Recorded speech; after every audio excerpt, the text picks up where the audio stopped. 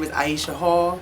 My reg number in the feds was 43336-039. I was in Brooklyn, MDC, and I was also in Alderson Federal Prison in West Virginia. So here I am sitting in the feds, you know, thinking that I'm just gonna be here and finish out my time. And I filed an appeal asking for the judge to look at my case over again so that maybe, you know, I might be able to get out a little early. So when I filed this appeal and I'm waiting for a response, I get one. It's mail call, all the ladies standing around. Officer yells out, mail call. You know, that's the test. Are you reporting to anybody? If they don't call your name, you know, it's like nobody cares. So everybody goes up to mail call hoping to get something, a card, a picture, a letter. So I get something and I notice that it's not in an envelope. It's just a folded piece of paper with a staple in it. I open it up and it says, Aisha Hall, report to R&D immediately after the 4 o'clock count. You know, what's R&D for those that don't know? R&D is receiving and delivering. Okay. So when it's where they get the mail, it's where inmates get received in or they get discharged or whatever. So I'm like, R&D? Maybe I have a package or something? And when I look further down at the bottom of the paper, it says, make sure that you packed all your belongings and put them in a box and bring them with you. So I'm like, oh, everybody's like, yo, Ish, you know, you're about to get some play on your motion. You're gonna get released. You know, the judge must have found favor with what you asked. And I'm all excited. And when I get down there and I pack out, the worst part about that is when you're in transit, you have to be shackled, your ankles, your waist, you know, your arms, you put the box on. It's handcuffs with a box in the middle, so you can't move. It's not like the regular chain in the middle. You're stuck, you know. And as a woman, you know, it's like, it's difficult if you have to use the bathroom, you know, you can't really move. So that's the only thing I hated about transit. But I was happy because I thought, you know, I might be getting ready to go home. And this is my fourth year in. Get on the plane, what they call Con Air. You know, it's duct tape on the wing. Every time you get on that plane, it's like you don't know if it's gonna be a bad ending. The marshals have parachutes. We're handcuffed, you know, and chained up. So if something happens, it's a wrap, you know. So I get on the plane and I whisper to one of the marshals, you know, can you do me a favor and tell me where I'm going? Because the way you know where you are when you land is that when the plane is on the runway, you try to catch a glance at the license plates on the cars to see what state you're in, because they act like you're less than human. You don't even have a right to know where you are. And as they're dropping off and delivering inmates to different states, you just wonder if you're gonna be getting off on that stop, you know, and then you take off again. This goes on all day long. So we stop a few times and I'm like, you know, we stopped in New York and I didn't get off. Where am I going? They tell me, oh, you're going to Texas. I said, Texas? Oh, y'all must have made a mistake. I felt the tears get ready to come because I'm like, do I have another charge? What's going on? Why am I going to Texas? And when I'm getting ready to get off the plane, when we land in Texas, they call my name, Hall. I stand up. Do not look at the men. You're not allowed to look. You have to look straight at the marshals. You know, they have these big, you know, AKs or whatever it is that they have, probably MS, whatever it is. And, you know, you have to look straight or you could get in a lot of trouble. You could get sprayed, you could get whatever. And nobody wants to look at that. Don't look at the men, what do they mean? Other inmates or just the... Other inmates. Okay. You cannot look, you have to look straight. And if the men look at you the wrong way, they get the box if they didn't have it already, or they get the mask, or like they could get tasered. It's a lot of things that can happen. They're very strict. You know, we're not human beings anymore. We got to remember that. So I get off the plane and I'm now being transported onto a van. I'm in Texas. The guards are all Hispanic. They don't even really speak English, and I'm trying to find out where I'm going. And then I hear them call another name, Asbel, which is one of my co-defendants. So I'm like, hold on, this can't be. And it's my co-defendant. And I'm like, wow, like what's going on? We get on this little van and we find out we're going to some holding facility and we don't know why. Get there and find out they want us to snitch on somebody. They call you out in the feds when they want you to tell on somebody. You don't know where you're going, you don't know why, but when you get there, you basically gotta just sit tight. If you're not trying to work with them, you just gotta keep your mouth shut. That's just the rules. But you can get called out, anybody can get called out on a writ, and which is when the court calls you or the prosecutors call you because they want to question you. So that's what it was for, but we didn't know. So I get there, and after a couple of days, you know, in the worst slums in the world, I'm sitting there like, you know, what am I here for? Other girls is asking me, yo, up north. That's what they started calling me. What are you here for? And I'm like, I don't know. But I didn't like saying that too much because that sounds suspicious. I'm not a rat. I don't tell on people, none of that. But when you walk into a jail with people who have been there and you say you don't know why you're there, it can look a little funny. So now I'm getting frustrated because I really don't know why I'm there at that time. Then I find out that a client of mine that had paid me a couple $1 million had been arrested. And they were trying to get people to flip on this woman. So when I get called out, finally the feds, it's the Secret Service, I'm sitting in the room and they're like, anything you want to tell us about this, Miss Hall?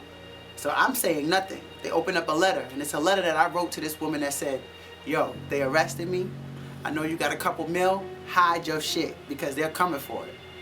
She sent them the letter trying to get herself out of trouble. So now it looked like I was committing another crime, which, you know, is obstruction of justice. They're after her, and I'm giving her, you know, a warning in advance, and now they have proof of it. So I'm like, oh, word, y'all was, the jail was copying my mail, huh? And they said, no, we got it from her directly. I said, wow. So this was a tactic. They wanted me to flip on her. So they're basically showing me, she flipped on you, so now she's under this situation, and we need your help. But when you have the integrity I have, it doesn't matter what they would have said. I would never support the system of I got in trouble, so now I'm gonna make the next person get in trouble. I held it down, you know? But what I found out later was they were willing to have me lie to make this woman get in more trouble. And that's when I knew that when I heard about those stories, that it's not bullshit. We know this, you did this with her, right? You did, right? Because you know if you did and you tell us, we can work it out so that you get out early. And I'm saying to myself, no, I didn't do these things. And they're trying to let me know that if I do say it, then I can get out of prison early. And that's when I realized this is how sick the system is. They play recordings of my phone conversations that I never heard before, of her saying negative things about me, hoping that that would inspire me to tell. And I still had nothing to say. But I can see how people can fall into that trap because they play these sick games with your life and your freedom. So when I refused to talk, they said, okay, we'll send you back to prison when we get ready to. So now I'm stuck in this county jail after I'd already been in prison. And prison is a little better than a county jail because you're a little bit more established in there. You have access to more commissary. The food is a little better, etc. So now, as a punishment for me not telling, I'm stuck in transit. And when I get back to the prison, there's a fight, and there's a lot of homosexuality in the prison. There's a lot of girls that are gay for the stay, and there's a lot of girlfriend wars. And I walk into a situation where I see two girls fighting, and a girl swings and had a razor in between her fingers and slices off one of the girl's ears. So I walk into blood spraying everywhere and just mayhem, you know, and it was the craziest experience of my life. And I could have easily gotten killed in that place because there were girls who were getting sliced up. There were girls who were putting stuff in people's food. People throw boiled stuff water. Like what? They take pills, you know, crush them and drop them in people's stuff, like just crazy stuff. I'd never seen anything like I seen at this place. Boiling honey, you know, throwing it on people. I mean, just sick stuff, you know, and it's like, wow, I'm subjected to this environment because you want me to do something for you that I'm not willing to do. So the system is just all based on what they want to keep that system going and not what's best for you as a person. I'm already doing my time. I already pled guilty. I've already been sentenced to 10.5 years. Let me do my time in peace. But you want to bring me out and put me in environments that A, doesn't look good for me as a solid person. You know, B, you're trying to force me to lie. C, you put me in an environment with people who are A, mentally ill in a lot of cases, people who have been confined to these very, very small places for a long time, losing their minds, you know, so the whole system is just crazy. And that was probably one of the most traumatic experiences because I saw so many people get hurt and injured and I didn't see any help. Like no guards come in to rush, you know, they came, they took their time. This girl is bleeding out and it's taking forever for the, you know, guards to come and take care of the situation. You know, we had to we took the water out of the toilet because it was so cold in there. We took the water out of the toilet and filled it with ripped up pages from a book and used the microwave to set a fire, and stood over the toilet like we was under the Verrazano or something trying to get warm. That was the only way to get heat. Like, it was just a crazy, insane experience. And I say all that to say that, you know, I don't wish that on anybody. And a lot of the people that were there for non-violent crimes, and then they end up becoming violent, being in the system. So it's just something you'll never ever forget.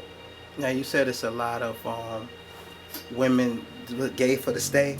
Yeah. What does that mean for those that? Gay for the stay. Women are very, you know, funny creatures, very emotional, very clingy. There's a lot of codependency. And what happens in prison is women form these pairs.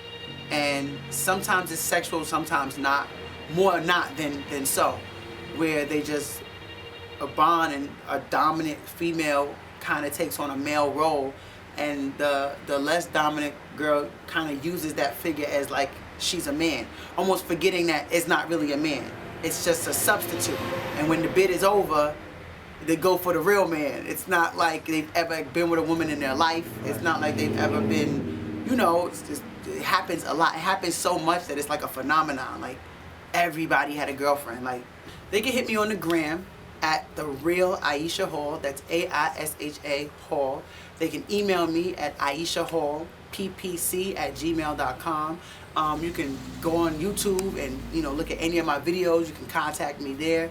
I'm very accessible. You know, I'm all over Facebook. I'm all over Twitter.